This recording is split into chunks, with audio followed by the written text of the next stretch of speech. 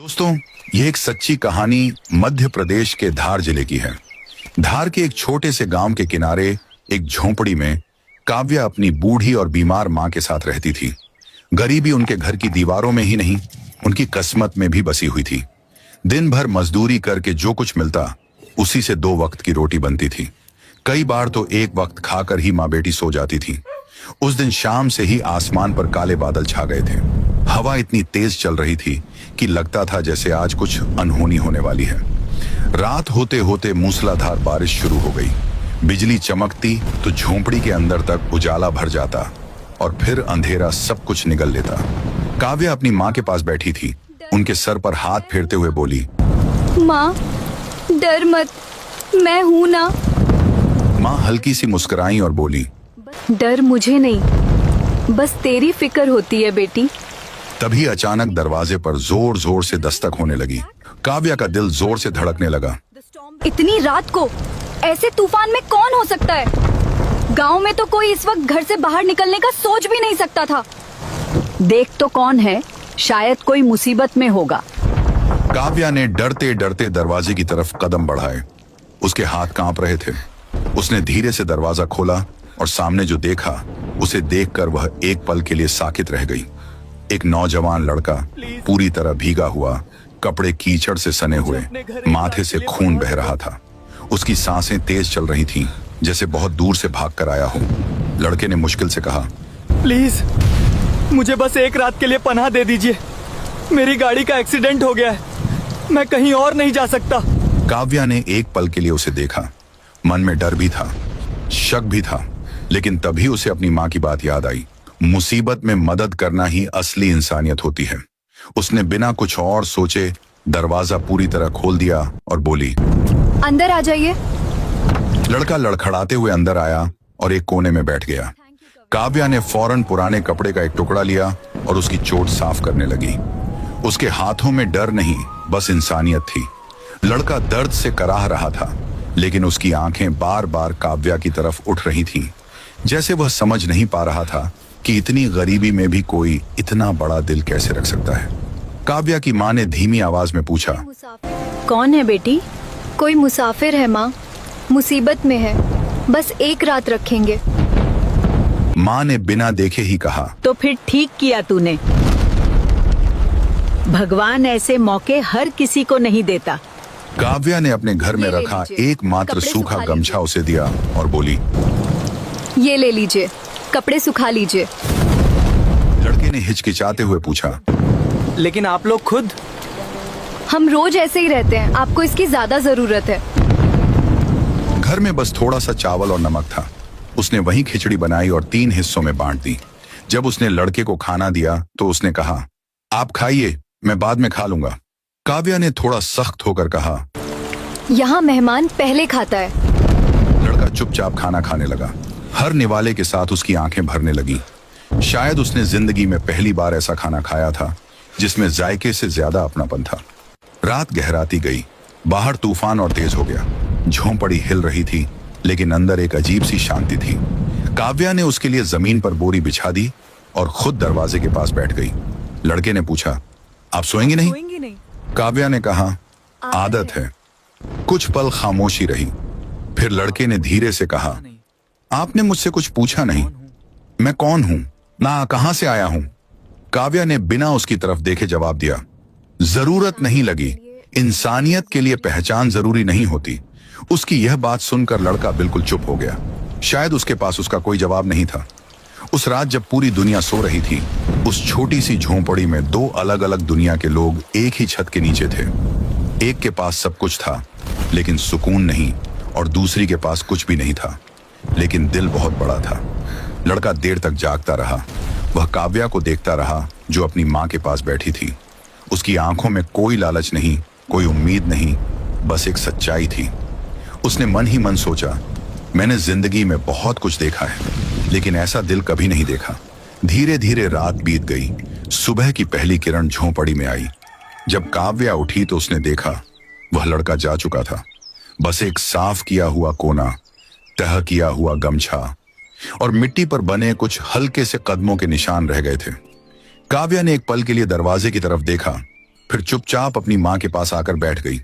उसे नहीं पता था कि वह कौन था, कहां गया और फिर कभी मिलेगा या नहीं, लेकिन उसे यह जरूर महसूस हो रहा था कि उस एक रात ने कुछ बदल दिया है। इधर दूर कहीं जाते हुए उस लड़के की आंखों में भी वही झोंपड़ी बार बार आ रही थी और उसके दिल में पहली बार एक अजीब सी कसक उठ रही थी। काश मैं उसे फिर से देख पाता। सुबह की धूप धीरे धीरे गांव की कच्ची गलियों में फैल रही थी, लेकिन काव्या के मन में रात की वह घटना अब भी ताजा थी। वह बार बार दरवाजे की तरफ देखती, जैसे उम्मीद कर रही हो कि शायद वह अजनबी वापस लौट आए, लेकिन दरवाजा शांत था, जैसे कुछ हुआ ही ना हो। इधर गांव में हलचल शुरू हो चुकी थी। चौपाल पर कुछ लोग इकट्ठा होकर शहर की बड़ी खबर पर चर्चा कर रहे थे। सुना तुमने? शहर के बड़े उद्योगपति आर्यन की कार का एक्सीडेंट हो गया था कल रात। दूसरा चौंकते हुए बोला, वही आर्यन, करोड़ों की कंपनी वाला? हाँ वही। हाँ, कहते हैं गाड़ी पलट गई थी लेकिन वो बच गया। हाँ? कहीं गायब हो गया था रात भर। काव्या यह सब सुन रही थी। उसका दिल जोर जोर से धड़कने लगा। उसे अचानक उस रात का वह चेहरा याद आया, भीगा हुआ, जख्मी, डरा हुआ। क्या वह वही था? उसने उस ख्याल को झटकना चाहा, लेकिन दिल मानने को तैयार नहीं था। 2 दिन बीत गए, सब कुछ मामूली होने लगा था। तभी अचानक गांव में कई बड़ी बड़ी गाड़ियां आकर रुकी। चमचमाती कारें, सूट बूट पहने लोग और उनके बीच में वही चेहरा, इस बार साफ कपड़ों में, आत्मविश्वास से भरा हुआ। वही लड़का शट अब सबके सामने था। एक बड़े आदमी के रूप में आर्यन सबके सामने खड़ा था। गांव वाले उसे देखकर हैरान थे। सब उसकी तरफ ऐसे भागे जैसे कोई बड़ा नेता आया हो। काव्या दूर खड़ी सब देख रही थी। उसकी आंखों में एक अजीब सा मिला जुला एहसास था। इधर लोगों की सरगोशियां तेज होने लगी। हर लफ्ज उसके कानों में चुभ रहा था, लेकिन वह चुपचाप खड़ी रही। आर्यन उसके सामने आकर रुक गया। कुछ पल दोनों के बीच खामोशी रही। फिर आर्यन ने धीरे से कहा, कैसी हो? काव्या ने सीधा जवाब दिया, ठीक हो। उसकी आवाज में ना खुशी थी ना गुस्सा, बस एक सादा सा जवाब था। आर्यन ने अपने साथ खड़े आदमी को इशारा किया। उसने एक बैग आगे बढ़ाया जिसमें पैसे थे। आर्यन बोला, उस रात आपने मेरी जान बचाई थी। ये मेरी तरफ से एक छोटा सा धन्यवाद है। पूरा गांव सांस रोककर देख रहा था। काव्या ने बैग की तरफ देखा, फिर आर्यन की आंखों में, और अगले ही पल उसने वह बैग वापस उसकी तरफ बढ़ा दिया। मुझे इसकी जरूरत नहीं है। पूरा माहौल जैसे थम गया। आर्यन चौंक गया। क्या मतलब? यह आपकी मदद के लिए है? काव्या ने थोड़ा सख्त होकर कहा, मैंने आपकी मदद इंसानियत के लिए की थी, सौदा करने के लिए नहीं। उसकी यह बात सुनकर चारों तरफ सन्नाटा छा गया। गांव वाले जो अभी तक उसे लालची समझ रहे थे, अब उलझन में पड़ गए। आर्यन के लिए यह पहली बार था जब किसी ने उसके पैसे को इस तरह ठुकरा दिया था। उसने फिर समझाने की कोशिश की, आपकी हालत मैंने देखी है, ये पैसे आपके काम आएंगे। काव्या की आंखों में हल्का सा दर्द झलक आया, लेकिन उसकी आवाज मजबूत थी। गरीब हूँ, मजबूर नहीं, और अपने आत्मसम्मान को बेचने की इतनी भी जरूरत नहीं है मुझे। आर्यन चुप हो गया। उसे समझ नहीं आ रहा था क्या कहे। उसके पास हर समस्या का हल पैसा था, लेकिन आज पहली बार वह बेबस खड़ा था। भीड़ में खड़े लोग अब धीरे धीरे फिर से कानाफूसी करने लगे। देखा, ड्रामा कर रही है। पहले फंसाया, अब नाटक कर रही है। ऐसे लोग भरोसे के लायक नहीं होते। ये बातें अब काव्या के दिल को तोड़ रही थी। उसकी आंखें भर आईं, लेकिन उसने खुद को संभाल लिया। वह मुड़ी और बिना कुछ कहे अपने घर की तरफ चल दी। आर्यन वहीं खड़ा रह गया। उसने पहली बार महसूस किया कि उसकी मौजूदगी ने किसी की जिंदगी आसान नहीं बल्कि मुश्किल बना दी है। उस रात की याद जो उसके लिए सुकून थी, अब काव्या के लिए बोझ बन गई थी। कुछ देर बाद आर्यन धीरे धीरे काव्या के घर की तरफ गया। काव्या दरवाजे के पास अपनी माँ के साथ बैठी थी। उसकी आंखें लाल थीं, लेकिन वह रो नहीं रही थी। आर्यन ने धीरे से कहा, मुझे माफ कर दो, मेरा इरादा तुम्हें तकलीफ देने का नहीं था। काव्या ने उसकी तरफ देखे बिना कहा, आपको माफी मांगने की जरूरत नहीं है। आपने वही किया जो आपकी दुनिया सिखाती है। आर्यन ने पूछा, और तुम्हारी दुनिया क्या सिखाती है? मेरी दुनिया सिखाती है कि मदद की कीमत नहीं होती। यह सुनकर आर्यन के पास कोई जवाब नहीं था। वह कुछ पल खड़ा रहा, फिर धीरे से बोला, अगर कभी जरूरत पड़े तो मुझे बताना। जरूरत होगी तो भगवान किसी को भेज देगा। उसकी यह बात आर्यन के दिल में गहराई तक उतर गई। वह चुपचाप वहां से चला गया, लेकिन इस बार उसके कदम भारी थे। गाड़ी में बैठते ही उसने आखिरी बार उस झोंपड़ी की तरफ देखा। उसे महसूस हो रहा था कि वह कुछ पीछे छोड़ आया है, कुछ ऐसा जिसे वह पैसे से कभी खरीद नहीं सकता। इधर काव्या अपने घर के अंदर गई और माँ के पास बैठ गई। माँ ने धीरे से पूछा, क्या हुआ? इस बार काव्या खुद को रोक न पाई। उसकी आंखों से आंसू बहने लगे। वह बोली, माँ, क्या गरीब होना इतना बड़ा गुनाह है? लोग क्यों सोचते हैं कि हम हर चीज पैसे के लिए करते हैं? माँ ने कांपते हाथों से उसका चेहरा पकड़ा और कहा, नहीं बेटी, गुनाह गरीब होना नहीं है, गुनाह है इंसानियत खो देना, और तूने वो नहीं खोई है। काव्या ने सर माँ की गोद में रख दिया। बाहर आसमान साफ हो चुका था, लेकिन उसके दिल में तूफान अब भी चल रहा था। और दूसरी तरफ आर्यन अपनी गाड़ी में बैठा खिड़की से बाहर देखते हुए सोच रहा था, जिस लड़की को मैं मदद देना चाहता था उसने मुझे ही छोटा बना दिया। उसके अंदर कुछ बदल रहा था, अहंकार टूट रहा था और एक नया एहसास जन्म ले रहा था। वह एहसास जो शायद इंसानियत से शुरू होकर कुछ और बन सकता था। दिन धीरे धीरे बीत रहे थे, लेकिन काव्या की जिंदगी जैसे थम सी गई थी। गांव वालों की बातें अब भी उसके कानों में गूंजती रहती थीं। वह पहले जैसी खुलकर हंसने वाली लड़की नहीं रही थी। अब वह चुप रहती, अपने काम में लगी रहती और शाम होते ही अपनी माँ के पास बैठ जाती। लेकिन एक शाम अचानक सब कुछ बदल गया। काव्या की माँ की तबीयत अचानक बहुत बिगड़ गई। उनकी सांसें तेज चलने लगीं, शरीर ठंडा पड़ने लगा। काव्या घबरा गई। माँ, आंखें खोलो, वह रोते हुए बोली। माँ ने मुश्किल से आंखें खोली। बेटी, शायद अब ज्यादा समय नहीं है। ऐसा मत कहो माँ, मैं अभी डॉक्टर को बुलाती हूँ। काव्या घबरा कर बाहर भागी। वह पूरे गांव में दौड़ी, एक एक दरवाजे पर गई। कृपया मदद कर दीजिए, माँ की हालत बहुत खराब है। लेकिन हर दरवाजे से वही जवाब मिला, हम क्यों मदद करें? जाओ उस अमीर आदमी से कहो। अब याद आए गरीबों की? काव्या के कदम धीरे धीरे कमजोर पड़ने लगे। वह टूट रही थी, लेकिन हार मानने को तैयार नहीं थी। वह वापस घर आई, माँ के पास बैठ गई और उनका हाथ पकड़कर रोने लगी। इसी समय दूर सड़क पर एक गाड़ी रुकी। वह आर्यन था। उसे शहर में बैठकर भी चैन नहीं मिल रहा था। काव्या की बातें, उसकी आंखें, उसका आत्मसम्मान, सब कुछ उसके मन में घूम रहा था। आखिरकार वह खुद को रोक नहीं पाया और वापस गांव आ गया। जैसे ही वह काव्या के घर के पास पहुंचा, उसे अंदर से रोने की आवाज सुनाई दी। वह बिना सोचे अंदर चला गया। काव्या ने उसे देखा। उसकी आंखों में गुस्सा नहीं था, बस बेबसी थी। मेरी माँ, वह सिर्फ इतना कह पाई। आर्यन ने फौरन स्थिति समझ ली। उसने बिना कुछ पूछे अपने लोगों को फोन किया, अभी एम्बुलेंस भेजो, फौरन। कुछ ही मिनटों में एम्बुलेंस आ गई। गांव वाले दूर खड़े तमाशा देख रहे थे, लेकिन इस बार किसी ने कुछ नहीं कहा। काव्या अपनी माँ को लेकर अस्पताल पहुंची। रास्ते भर वह उनका हाथ पकड़े रोती रही। अस्पताल में डॉक्टरों ने फौरन इलाज शुरू किया, लेकिन हालत बहुत गंभीर थी। काव्या बाहर बैठी थी, सर झुकाए, हाथ जोड़कर भगवान से प्रार्थना कर रही थी। आर्यन उसके पास खामोश खड़ा था। कुछ देर बाद काव्या ने धीमे से कहा, आपको आने की जरूरत नहीं थी। आर्यन ने शांत आवाज में जवाब दिया, जरूरत थी, क्योंकि इस बार मैं सिर्फ मदद नहीं कर रहा, मैं साथ खड़ा हूं। काव्या ने उसकी तरफ देखा। पहली बार उसे आर्यन की आंखों में कोई अहंकार नहीं दिखा। कुछ देर बाद डॉक्टर बाहर आए। उनके चेहरे से ही सब समझ आ रहा था। हम पूरी कोशिश कर रहे हैं, लेकिन मरीज की हालत बहुत नाजुक है। काव्या के पैर जैसे जमीन में धंस गए। वह दौड़कर अंदर गई। माँ बेहोश थी, मशीनों से जुड़ी हुई। काव्या उनके पास बैठ गई और रोते हुए बोली, माँ, मैं आ गई, आप ठीक हो जाओ। अचानक माँ ने धीरे धीरे आंखें खोली।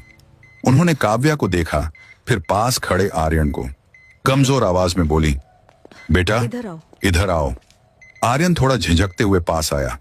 माँ ने उसका हाथ पकड़ा और उसे काव्या के हाथ में रख दिया। मेरी बेटी बहुत मजबूत है, लेकिन अकेली है। उनकी आवाज कांप रही थी। इसे कभी अकेला न छोड़ना। ये सुनते ही काव्या जोर से रो पड़ी। माँ, ऐसा मत कहो, आर्यन की आंखें भी भर आईं। उसने पहली बार किसी के सामने खुद को इतना तन्हा महसूस किया। उसने धीमे से कहा, मैं वादा करता हूँ इसे कभी अकेला नहीं छोड़ूंगा। मां के चेहरे पर हल्की सी मुस्कान आई और अगले ही पल उनकी सांसें थम गईं। मशीन की सीधी लाइन ने सब कुछ खत्म कर दिया। मां! काव्या की चीख पूरे अस्पताल में गूंज उठी। वह मां के सीने से लिपट कर फूट फूट कर रोने लगी। आर्यन वहीं खड़ा था। उसकी आंखों से भी आंसू बह रहे थे। उसने अपने जीवन में बहुत कुछ खोया था, लेकिन आज जो उसने देखा वह उससे सहा नहीं जा रहा था। उसके मन में एक ही बात घूम रही थी, अगर मैं पहले आ जाता, अगर मैंने अपने अहंकार को पहले छोड़ दिया होता। उसे खुद से नफरत होने लगी। वह बाहर आया और पहली बार जोर जोर से रो पड़ा। एक करोड़पति आदमी जिसके पास सब कुछ था, आज खुद को सबसे गरीब महसूस कर रहा था। इधर काव्या अब बिल्कुल टूट चुकी थी। जिस मां के लिए वह जी रही थी, वही अब उसके पास नहीं थी। कुछ देर बाद अंतिम संस्कार की तैयारी होने लगी। आर्यन हर जगह उसके साथ था, बिना कुछ कहे, बिना किसी दिखावे के। गांव वाले अब चुप थे। उनकी आंखों में भी पछतावा था। जब चिता को आग दी गई, काव्या वहीं बैठ गई। उसकी आंखें सूख चुकी थीं, अब आंसू भी खत्म हो चुके थे। आर्यन धीरे से उसके पास आया और बोला, काव्या। काव्या ने उसकी तरफ देखा। उसकी आवाज में अब दर्द के साथ साथ एक अजीब सी शांति थी। अब कोई नहीं है मेरा। आर्यन ने धीरे से कहा, मैं हूँ। काव्या कुछ पल उसे देखती रही। उसकी आंखों में सवाल नहीं थे, बस खालीपन था। आप क्यों हैं? आर्यन ने गहरी सांस ली। क्योंकि उस रात तुमने मुझे सिर्फ पनाह नहीं दी थी, तुमने मुझे इंसान बनना सिखाया था। काव्या की आंखों में फिर आंसू आ गए, लेकिन इस बार वह दर्द के नहीं, एक हल्के से भरोसे के थे। उस रात जब सब खत्म हो चुका था, वहीं से कुछ नया शुरू भी हो रहा था। आर्यन अब सिर्फ एक अमीर आदमी नहीं था, वह एक ऐसा इंसान बन चुका था जो किसी के दर्द को अपना दर्द समझने लगा था। और काव्या, जिसने सब कुछ खो दिया था, अब शायद अकेली नहीं थी। लेकिन यह रिश्ता अभी नाम का नहीं था। यह सिर्फ एक वादा था, एक ऐसा वादा जो आगे चलकर उनकी जिंदगी की सबसे बड़ी सच्चाई बनने वाला था। मां के जाने के बाद काव्या की दुनिया जैसे पूरी तरह बदल गई थी। घर वहीं था, दीवारें वहीं थीं, लेकिन अब उस झोंपड़ी में सन्नाटा बस गया था। हर कोना उसे मां की याद दिलाता था। चूल्हे की राख, खाट का खाली हिस्सा और वह पुराना गमछा, सब कुछ जैसे उसे सवाल करता था, अब आगे क्या? कुछ दिनों तक काव्या बिल्कुल चुप रही, न किसी से बात, न कहीं आना जाना, बस दिन भर मां की यादों में खोई रहती। आर्यन रोज आता, लेकिन कभी उस पर अपनी मौजूदगी थोपता नहीं था। वह बस दूर बैठकर देखता रहता, जैसे किसी टूटे हुए इंसान को खुद को संभालने का वक्त दे रहा हो। एक दिन शाम को जब सूरज ढल रहा था, आर्यन चुपचाप काव्या के पास आकर बैठ गया। कुछ देर दोनों के बीच खामोशी रही। फिर आर्यन ने धीरे से कहा, यहां रहकर तुम हर दिन टूटती रहोगी। काव्या ने बिना उसकी तरफ देखे जवाब दिया, तो क्या माँ की यादें छूट जाएंगी? यादें कभी नहीं छूटती, लेकिन उनके साथ जीना सीखना पड़ता है। काव्या ने पहली बार उसकी तरफ देखा। उसकी आंखों में दर्द था, लेकिन अब उसमें एक सवाल भी था, क्या सच में जिंदगी फिर से शुरू हो सकती है? आर्यन ने आगे कहा, मैं तुम्हें अपने साथ शहर चलने के लिए कह रहा हूँ, लेकिन किसी एहसान के तौर पर नहीं। मैं चाहता हूँ कि तुम अपनी जिंदगी खुद बनाओ। काव्या ने फौरन मना नहीं किया। वह सोच में पड़ गई। उस रात उसने बहुत सोचा। माँ की बातें याद आईं। बेटा, ना इंसानियत कभी मत छोड़ना। और फिर उसे आर्यन का वह वादा याद आया, मैं इसे कभी अकेला नहीं छोड़ूंगा। अगली सुबह काव्या ने अपना छोटा सा सामान उठाया और झोंपड़ी के दरवाजे को आखिरी बार देखा। उसने धीरे से कहा, माँ, मैं जा रही हूँ, लेकिन आपकी सीख साथ ले जा रही हूँ। और फिर वह आर्यन के साथ शहर चली गई। शहर की दुनिया बिल्कुल अलग थी। बड़ी इमारतें, तेज रफ्तार जिंदगी और हर तरफ भाग दौड़। शुरुआत में काव्या को बहुत अजीब लगा, लेकिन उसने हार नहीं मानी। आर्यन ने उसे अपने घर में रखने के बजाय एक छोटा सा किराए का कमरा दिलवाया। उसने कहा, तुम्हें अपने पैरों पर खड़ा होना है, तभी यह सफर सही मायनों में तुम्हारा होगा। काव्या ने छोटे छोटे कामों से शुरुआत की, कभी सिलाई, कभी बच्चों को पढ़ाना। धीरे धीरे उसने खुद को संभालना शुरू किया। इधर आर्यन भी बदल चुका था। अब वह सिर्फ बिजनेस नहीं देखता था, न तो बल्कि लोगों की मदद करने के नए रास्ते ढूंढता था। एक दिन आर्यन ने काव्या से कहा, हम मिलकर कुछ ऐसा करें जिससे उन लोगों की मदद हो सके जो हमारी तरह मुश्किल में हैं। काव्या की आंखों में चमक आ गई, जैसे एक संस्था जहां कोई भी जरूरतमंद आए और उसे मदद मिले, बिना सवाल बिना शर्त। यहीं से दोनों ने मिलकर एक छोटा सा एनजीओ शुरू किया। शुरुआत मुश्किल थी, लेकिन धीरे धीरे लोग जुड़ते गए। काव्या का दिल और आर्यन के संसाधन दोनों मिलकर चमत्कार करने लगे। कभी कोई भूखा आता, कभी कोई बीमार, कभी कोई बेसहारा, और हर बार काव्या दरवाजा खोलकर कहती, अंदर आइए। समय के साथ दोनों का रिश्ता भी बदलने लगा। अब यह सिर्फ मदद या वादा नहीं था, यह भरोसा था, सम्मान था, और धीरे धीरे एक गहरा अपनापन बन गया था। एक रात ठीक वैसी ही तूफानी रात आई जैसी उस दिन थी। बारिश, बिजली, नाव और वही सन्नाटा। काव्या खिड़की के पास खड़ी थी। आर्यन उसके पास आया। कुछ पल दोनों ने बिना कुछ कहे बारिश को देखा। फिर काव्या ने धीरे से कहा, याद है, एक ऐसी ही रात थी जब तुम मेरे द्वार आए थे। आर्यन हल्का सा मुस्कुराया। और तुमने बिना कुछ पूछे द्वार खोल दिया था। उस रात मैंने तुम्हें पनाह दी थी और आज तुमने मुझे जीने का सहारा दिया है। आर्यन की आंखें गहरी हो गईं। उसने धीरे से कहा, काव्या, क्या तुम मेरे साथ सिर्फ ये सफर नहीं, पूरी जिंदगी चलोगी? कमरा एक पल के लिए बिल्कुल शांत हो गया। काव्या की आंखों में आंसू आ गए, लेकिन इस बार वह दर्द के नहीं थे। वह मुस्कुराई और बोली, मैंने तुम्हें उस रात एक अजनबी समझकर अपनाया था। आज मैं तुम्हें अपना सब कुछ मानकर हाँ कहती हूँ। कुछ ही दिनों बाद दोनों की शादी इसी गांव में हुई। वही लोग जो कभी ताने मारते थे, नाना आज आशीर्वाद दे रहे थे। काव्या ने उसी झोंपड़ी के सामने खड़े होकर आखिरी बार आसमान की तरफ देखा, जैसे माँ को बता रही हो, देखो माँ, आपकी बेटी अकेली नहीं है। कहानी की सीख यही है कि असली अमीरी पैसे से नहीं, दिल से होती है। जिसके पास देने का दिल है, वही सबसे बड़ा इंसान है। एक छोटी सी मदद, एक सच्चा दिल किसी की पूरी जिंदगी बदल सकता है।